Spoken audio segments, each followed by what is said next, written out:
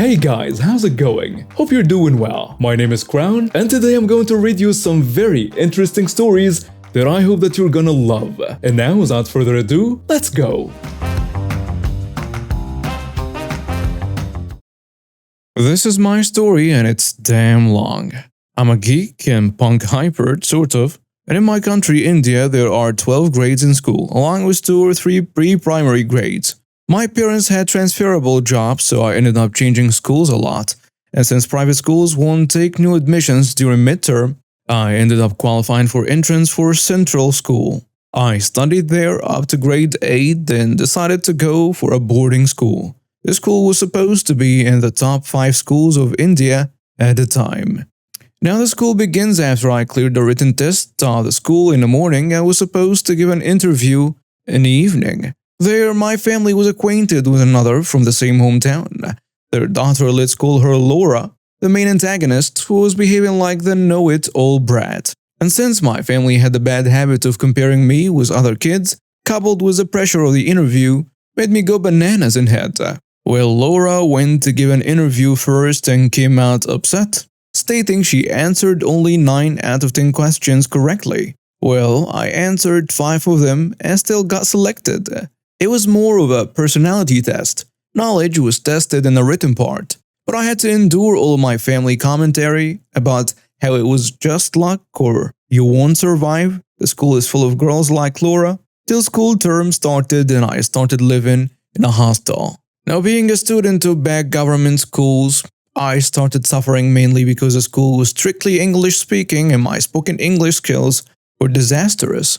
I remember when my teacher asked me why I hadn't done my homework, and I answered, "Ma'am, I was absent tomorrow." Also, this was my first time away from home, so I got homesick too often.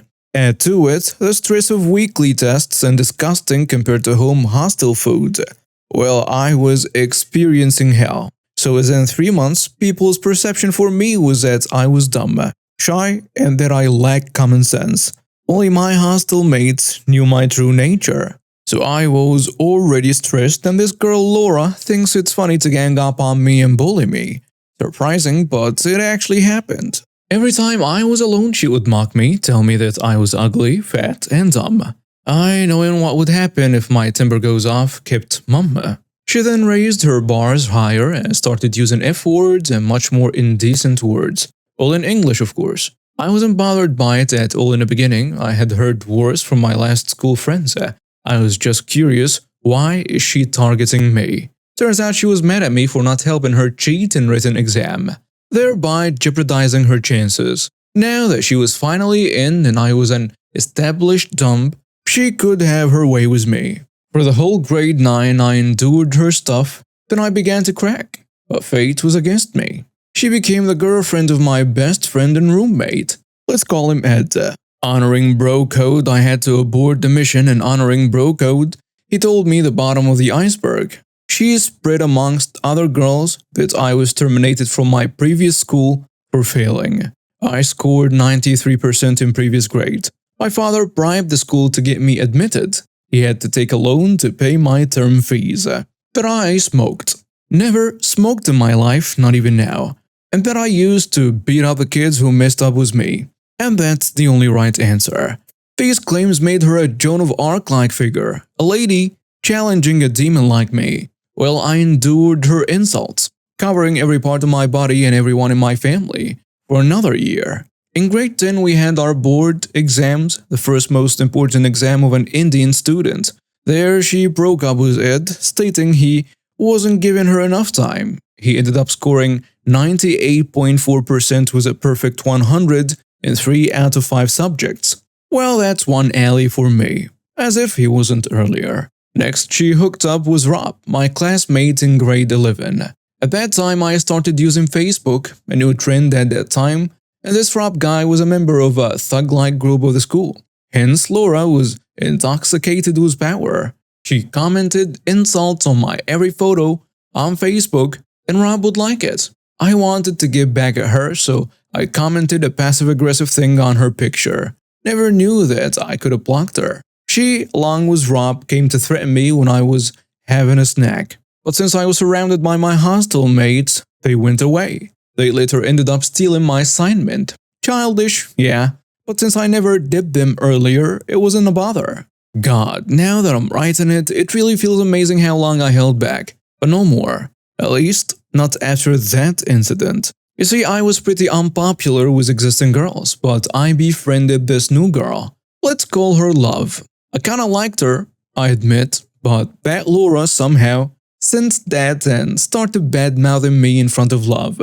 I literally snapped. I wanted some high-level revenge. First, I gathered intelligence, Ed being first, and after the recent breakup, Rob. Summary, she had a new boyfriend every year since grade 7, basically since her puberty began. I already mentioned my school was too good. In the annual day function of school, the guests were generally some VIPs. In my grade 12, the chief guest was the governor of the state, and that was the time Laura celebrated her 18th birthday. My preparations. I bought a mosquito coil, saved a huge firecracker from Diwali, and for almost 2,000 rupees, I obtained a 50-gram pack of marijuana called raw mango in my area. I spied Laura till I came to know she was gonna do something in the girls' room with her new bae on annual day, since everyone would be busy with functions. I then experimented with mosquito coils burn times, and I can proudly say that 3 inches of coil burns for half an hour, finalizing. On the annual day, I handed marijuana back to Ed and set up 12 inches of coil, coupled with a firecracker inside the girls' room. 2 hours before their meeting, Ed put the marijuana back in her school bag just when she left the class for the auditorium. And then, while our governor was giving a speech, there was a blast heard. Prefects ran to the source, found Laura smooching her new bae, and she tried to dismiss her hands in a blast, so prefects insisted on checking her school bag. She agreed, confidently, too confidently. By now, even the guards of the governor came to investigate. Principal and teacher came too, maybe trying to show themselves active. And in front of everyone, a 12th grade schoolgirl was caught with the illegal raw mango in her possession. This wasn't the case school could have hidden, so she was arrested. To hell with her expected all-India rank of 15 in mock engineering entrance tests. It was 9 years ago and I went on to a good engineering college and landed a great job. Never heard of her again. Maybe she's released, I don't know. All I know that the face she made when the prefects took out marijuana from her bag was just priceless. This incident happened in January of this year. Last year I moved into a neighborhood with an optional HOA. At the time, I'd come into enough money to buy a house outright. The only reason I moved here is because the HOA was optional, and it's a nice, safe neighborhood. It's a slice of heaven compared to where I used to live. I own 2 vehicles, a 2004 Toyota Camry and a 1999 Ford F-150. The Camry is my daily driver, while the F-150 is my hauler for when I need it. I bought the truck around the same time I bought the house to help with the move, and I used it to pull a rented trailer when I was moving my stuff in. The F-150 is old but in good mechanical order, and I try to keep both of my vehicles clean with some monthly trips through a car wash. The local HOA did not like me from the start due to my refusal to join. The HOA president was a retired old man who seemed like he had nothing better to do, so he tried multiple times to sell me on joining, and sent me several applications in the mail, but I always declined. Politely at first, but when the president got more aggressive, I told him to shove it where the sun doesn't shine. And that's when the HOA decided that I was a member anyway, and started sending me fines in the mail with that claim. I knew they were bogus, so I went to the next HOA meeting to dispute the fines. They tried to tell me that by living here, I'm in the HOA whether I liked it or not. This was an obvious power move and something I was ready for. I could only laugh in amazement of their stupidity and said as much to them, then told the board that not only was I not a member, but I'd gotten a lawyer to write up CND for them. I handed the envelope over, the board skimmed it, then furiously told me to get out. The fine stopped for a few months, then started right back up again at random. So I popped into another HOA meeting and told him this was not legal. I am not in their HOA, and I'll take them to court if they didn't stop. And once again, I was furiously told to get out. The fine stopped for good, but the HOA president decided I needed to be made an example of. It's happened only a few days later. I came home to find my F-150 gone from my driveway. I checked my cameras and saw the HOA president himself walk onto my property, and he took a pocket knife and stabbed each of my truck's tires in the sidewalls. Then unscrewed the license plates off, put them in a bag, and just casually walked away with them.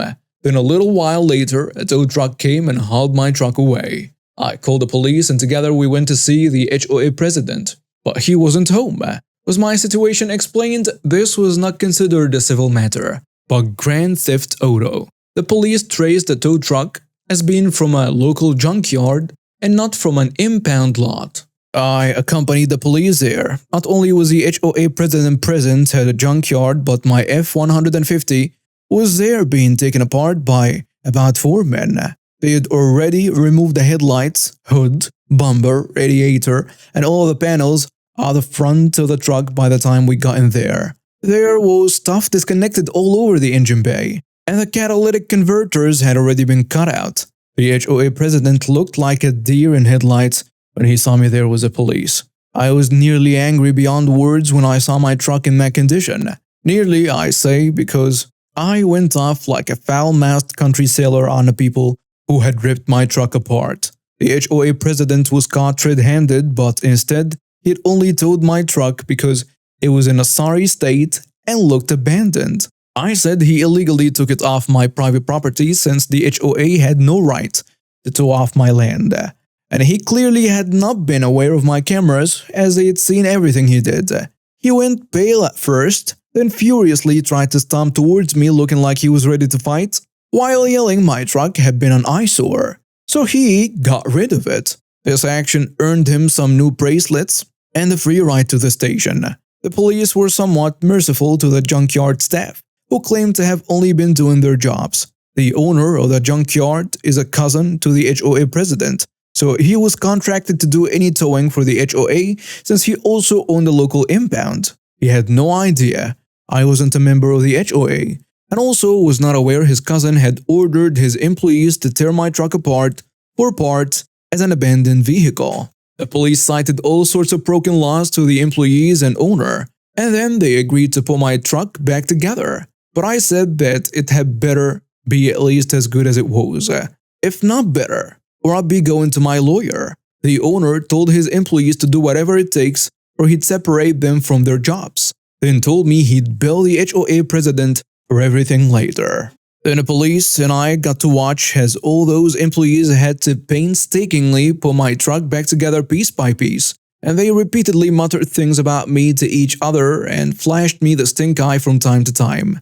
I'm guessing the HOA president offered to bribe them all to take my truck apart as quickly as possible, but now they had to fix it for free, and they were at it for hours. They had to weld the catalytic converters back in, and even had to replace some parts entirely due to damage caused during hasty disassembly. When they first fired up the engine, it had an obvious misfire. They denied it, but the police sided with me that they could tell it had a misfire too. Turns out, they ruined one of the coil packs, taking the truck apart, and they had to order new parts from a nearby auto parts store to fix it. One of the headlights also stopped working. Again, something that they had to fix because I stated I could prove with my home cameras that they were both working when I last drove it, and the bulbs were nearly brand new LEDs, so they had to have broken something. The coolant lines had also been just cut instead of simply disconnected, probably because they were trying to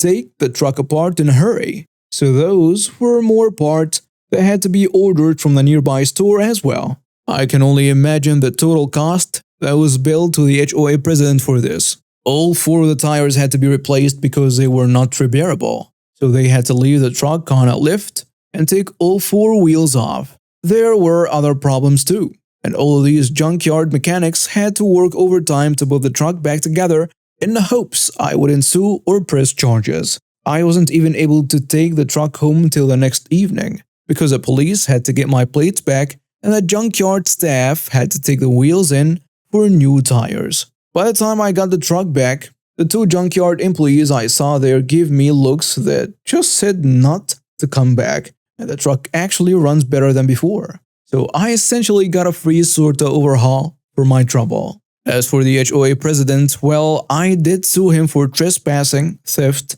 destruction of property, and the illegal tow. He ended up paying his cousin for all of my truck repairs, lost his position in the HOA, and moved out of the neighborhood shortly after losing the lawsuit because he had no leg to stand on in court since everything was caught on CCTV. He pretty much surrendered to the ask for settlement, which is why it didn't get drawn out. The HOA has not bothered me at all since the truck incident, and my neighbors love me for getting rid of the old HOA president as he was a power-tripping narcissist to them all, and kept issuing pointless fines that had to be regularly disputed.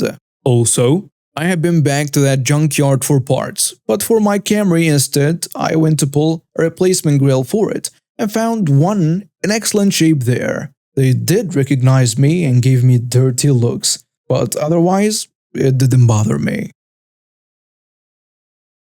Back in my years at high school PS1, PS2 era, I lived with my grandmother because it was closer to my school than my mother's, who at the time was self-employed and now a successful SEO developer. I was not popular in school but had a closely knit group of friends on my home street. Myself included, we were 10 kids on our street, 6 of which were pairs of singles across 7 houses. We all played games, we all completed games, but the amount of games we could get was different. Being the kid with the most, I offered that if anyone wanted to go on a game at my house, I would let them. Now, I have OCD, among other things thanks to a mental disorder. That meant I use Excel to record what games I own. If they were bought brand new, the price they were bought at, and I had dealt with people misusing my friendship in school, not high school, to steal from me and my grandma coming in to save the day. But my main hobby is games, so when I started to go into high school, I started pin marking the inside of game covers. The white side of that cover that no one sees doesn't affect resale value. I would also jot the mark down in a notebook with a reference to the game name. Again, if it was new, pre-owned, or I had traded it in. I would on occasion lend the game with the express direction that if you borrow it for more than 2 weeks, I would hound you for it back. People rarely borrowed from me since what they wanted to go on they could do so at my house. Around the age of 14, games started going missing. Losing one was not new to me, but the frequency of games that went missing had increased. So I set a test. I bought a second notebook and wrote down where each game should have been, editing it if I moved it. Sure enough, my copy of FF10 in my PC drawer wound up lost. It was then I realized the worst. One of my friends was stealing from me. I knew if I asked anyone on my street about it, whoever was doing it would stop and I would most likely never catch them. Fortunately, the ball was not rolling on certain things. While game FAQs was a thing, it wasn't big enough a thing in my neck of the woods for anyone other than me to be using it, and I kept it that way by helping anyone on my street with information. Bear in mind as well, the internet was not so readily used as it is now, and a PC did not mean internet access. A PC was just a workstation for schoolwork and PC games bought at a store. If you had the internet, it either came with a dial-up that was used by one person in the house, or you used the Sky Internet keyboard to search using your set-top box. Secondly, and most importantly, it was a 15-minute ride to town and a 2-hour drive to the nearest city. The difference, town did not have a game station. The 2 places that sold and traded games in town had one policy. The game must come with a box, the desk, and the manual. I spent an hour removing every manual I had from the games and storing them in a box under the bottom shelf of my set of drawers. If someone was stealing from me, they wouldn't be profiting off me anymore. I could glean information from outside sources. The 3 sets of siblings on my street were innocent. Group 1, I were referred to as sisters. Their mother came and helped myself and my grandma clean my great-grandmother's house on Saturdays. I would ask about what they are playing on. If a game that went missing came up, I would ask, "Oh, when did they start on that? For two reasons. One, their mother was kind and I didn't want to upset her, and two, to avoid showing suspicion.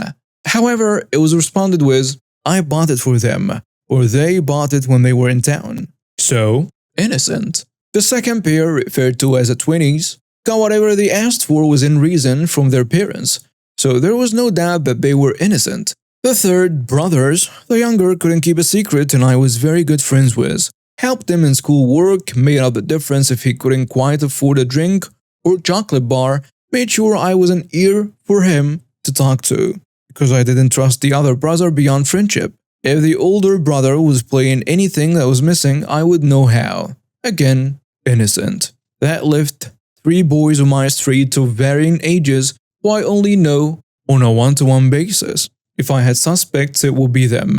Over 2 years of maintaining the facade that I was blissfully unaware, I kept the helpful nature up enough that no one ever questioned my gaming source. Game facts. Sure enough, games kept going missing. But I was looking for something. No manuals, no trade-ins, no extra cash toward the latest games. I had actually been waiting for one of the games to go missing that people had seen me play and wanted to play. Vix. A game similar to Mario 64 but replaces stars with hearts. One of the hearts had copy protection on it and that the answer was in the manual. A common practice before it became useless on the internet. Sure enough, months after finishing, it went missing. A week later, a boy my age I will refer to as Thieving Crap, TS, asked me how to open the chest in a whale. Oh, it's in the manual. TS replied that he had no manual, and that it was bought at a car boot sale. In my mind, I had got him.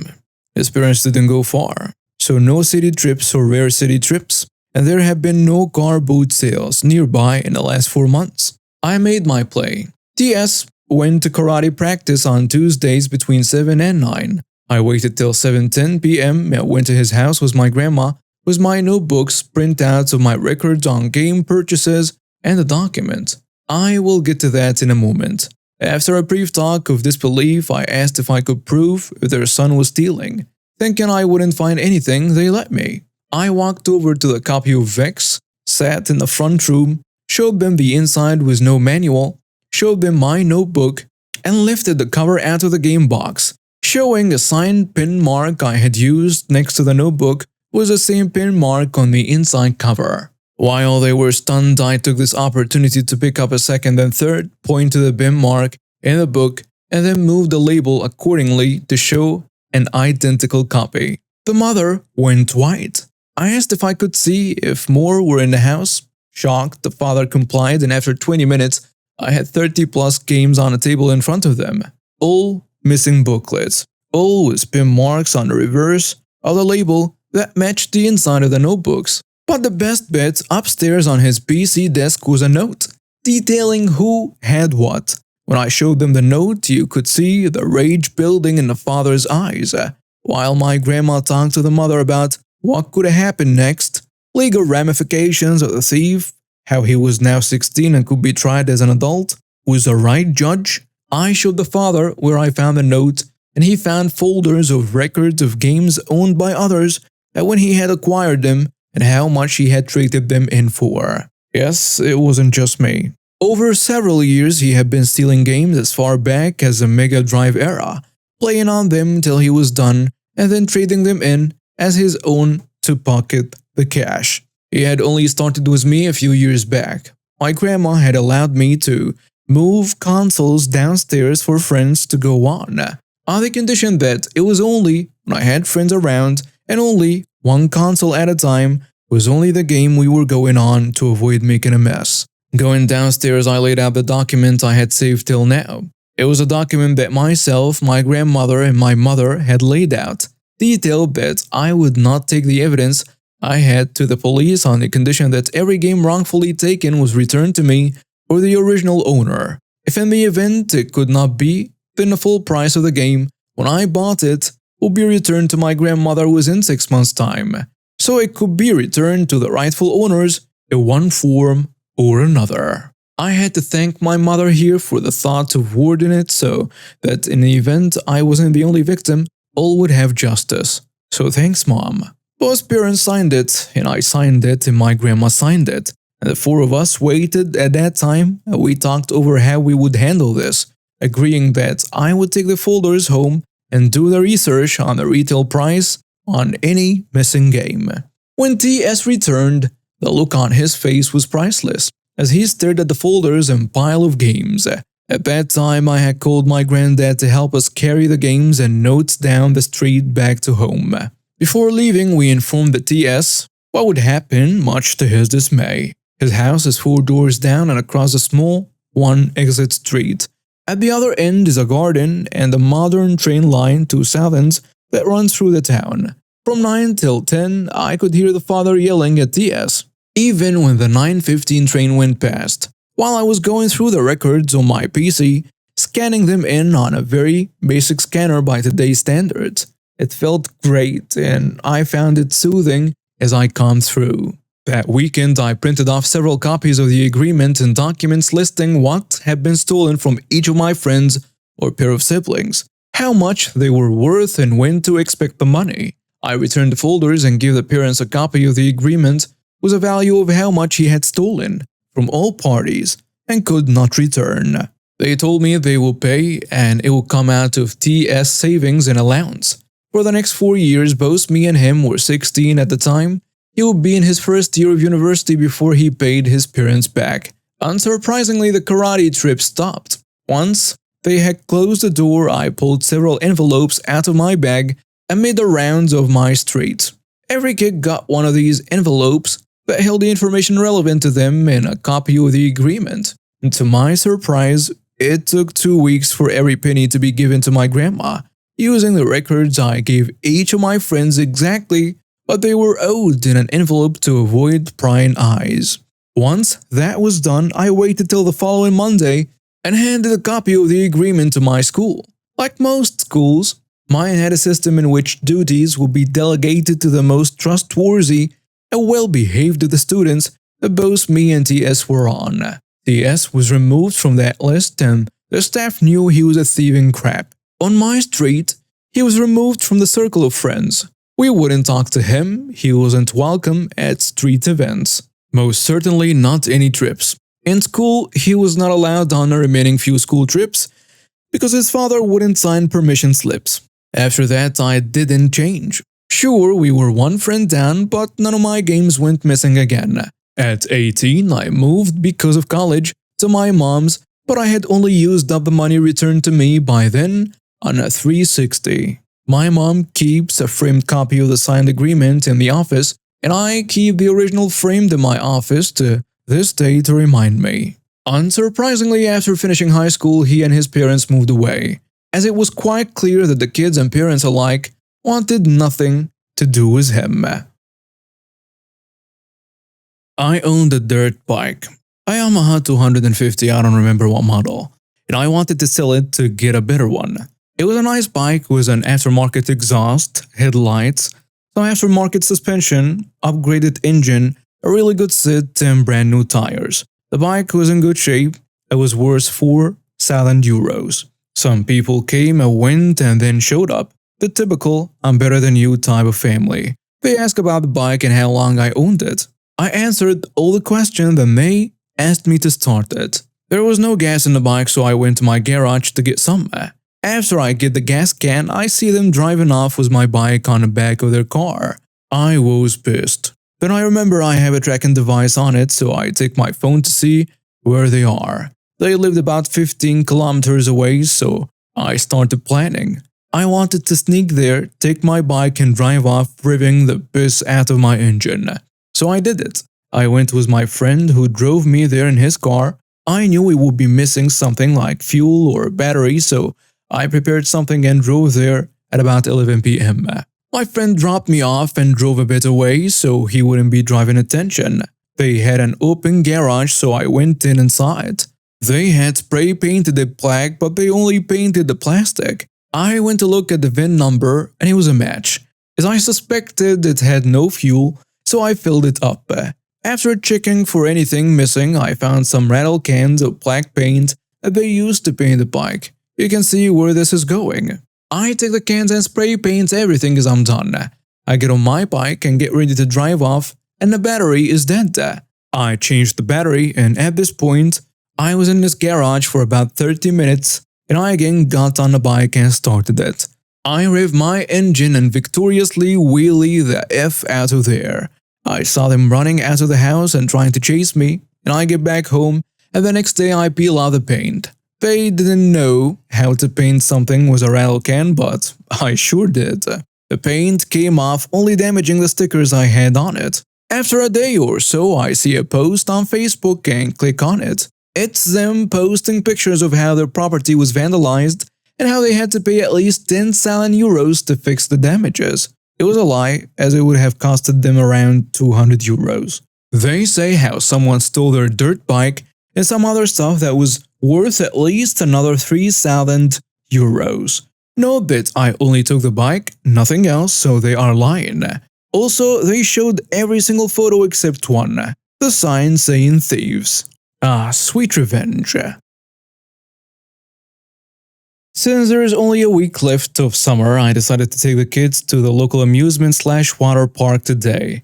As I've gotten older, the rides have gotten a little tougher on me. In addition, my daughter tends to get motion sick rather easily. I don't like the way motion sickness pills make me feel. So I always take a Ziploc baggie full of ginger candy along to prevent and soothe nausea. Today I had chewy mango ginger candies, have plain ginger candies, and hard lemon ginger candies. For those who've never had ginger candy, it's spicy. The lemon ginger is probably the mildest. The plain ginger is just plain hot. The mango ginger is sweet and spicy, but they also stick to your teeth like crazy. They are definitely an acquired taste. As we are standing in line for the log ride, I pull out my baggie. I chose a lemon one, as did my son, 13. My daughter, 12, asks for a mango one. While I'm fishing a mango out, I hear the kid in front of us tell his mom that he, around 7-ish, wants some candy. His mom distractedly says she doesn't have any candy. The boy says, "But she does." He turns to me and asks for one. I tell him I don't really think he'd like my candy. By this time, his mom has focused on the interaction.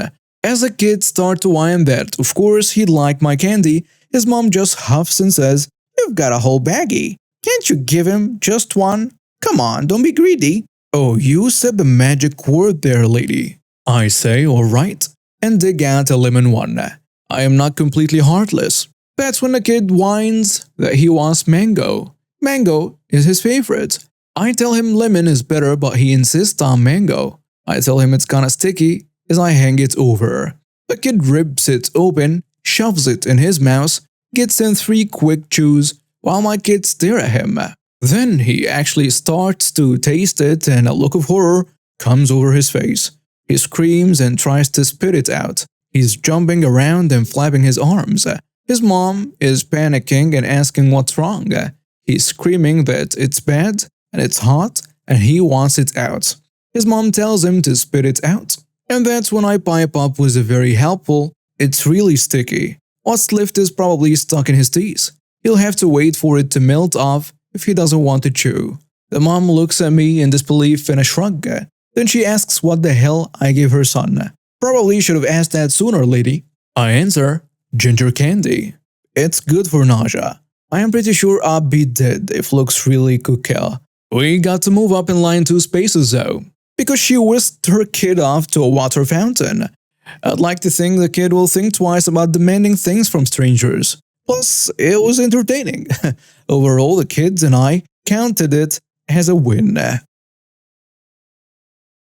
This all happened 5 years ago while some of my friends were still in tourism college. How it works in my country is that you need to have a practical exam to literally spend your summer vacation working as a semi-intern paid under minimum wage. Though it's tourism, so they got to work on vacation kind of.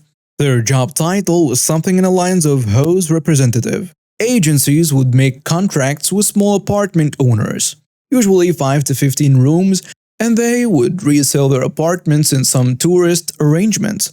Job of my friends was to basically show guests around and be on 24/7 call if any of the guests ever needed anything. So in perspective, houses were scattered around the city/even cities and it was sometimes very hard to get by them, especially as agency was run by, as always is, fat greedy guy who didn't really care about providing or rarely provided any means of transportation. So when just two guests would need something, it would take you an hour just to walk from point A to point B. So how one day-to-day operation would look for them? They had income of new guests, 2 times a week I think. An agency would usually transport people by plane and buses, so it would be just one big group. This is your apartment. There is store, there is beach. Call me if you need anything. Easy as that in 90% of the time. Though there was another more damaging group or self-transport group, as they called them. Those people were coming with their own cars or whatever, and they would usually have time windows like in hotels, check-in time from 12 p.m. to 4 p.m. Only difference, those houses don't have receptions. My friends were basically one. So the timetable was kinda more for them, so they know they will be welcoming guests from 12 to 4. I know all of this as my friends invited me to get there as it was a tourist location with sea, and it was really nice. Free stay as they had a spare bed in their apartment. I only had to spend money on food and nightlife. Also, I was kinda shadowing my friends while they were doing their work and usually eavesdropped just from pure boredom. So one day they had to welcome guests at a very nice villa resort. It's on the outskirts of city. Beautiful place, expensive as F. And some parts were still developing as it was kinda brand new. They had one villa finished and polished, other was missing some cosmetic/trivial things on outside. But the rooms were amazing. It's 12 to 4 check-in time and we are waiting for 12 families. All of them are in their rooms till 2 a.m. We are waiting just for one more so we can go on our ways and have something to eat. As a resort was so expensive we could not afford to eat there. It's 8 p.m. and the last family did not provide their mobile phone. The only contract is a landline number from a different country, 1400 kilometers/900 miles away. Again, this is a story from 2016. My friend and I were hungry like street dogs at that point. A third friend joins us and he has a vehicle this time as he is transporting some goods to another city. So he invited us to go with him so we can buy something to eat at the resort. Of course, the moment we took a first bite of food, we were called by the 12th family that arrived kinda shortly after. We get back to the resort where they are waiting outside of their room in their SUV. So one thing about the SUV, it was really expensive as you can imagine. Brand new but registration read that it was registered in a small town. And if you know that place, you kind of immediately know they are a bunch of apes. Before my friend was even able to say hi, how are you doing, complaints started firing from top to bottom all around, insults, F-bomb, R-word, horrible language. The dude looks like you took a construction worker to Versace and gave him Mr. Beast's credit card. His wife was even worse than generic Karen. In combination, it was doomsday. They had a complaint about everything. How everything is half/done, and that's not true.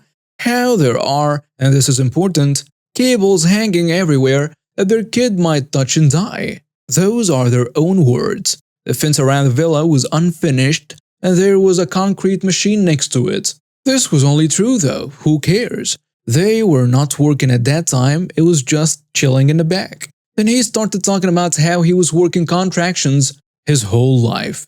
It was obvious as those people are notorious for selling their father's land and living large after, and how he doesn't want to see construction equipment anywhere near him. After all of that, my friend asked him if he could show us where those cables were sticking. Those aren't cables by the way, it was radiator pipes not connected to radiator as you are on summer vacation. I'm pretty sure it will be hot enough without those. And yeah, kid that can touch them and die was actually teen in her 13 to 15-ish. She was just sitting in a car and we didn't see her while they were bombing us with insults. Even me, who was just a bystander, and told him I had nothing to do with this. The malicious compliance moment. Conclusion for them is that they are robbed and that this apartment is not good enough by our luxury lifestyle standard. They want their money back, but we can't do anything about that and the agency office is in another city, 1 to 1.5 hours drive. They forced us to drive there so they could follow us to speak with the owner. The moment we get there, they start with the same lunatic behavior, yelling, insulting everything, though this time in the middle of a very crowded city. What we failed to mention was that 2016 was a hell of a vacation year. Everything was booked to 2017. We saw people begging for literal shade. We left the agency office before them. We had enough. But one of my friend's colleagues saw them sleeping in a tent beside the beach for the next few days, and we were sure they failed to find anything, so they probably had to turn around and go back home for another 1400 kilometers ride with two boarders.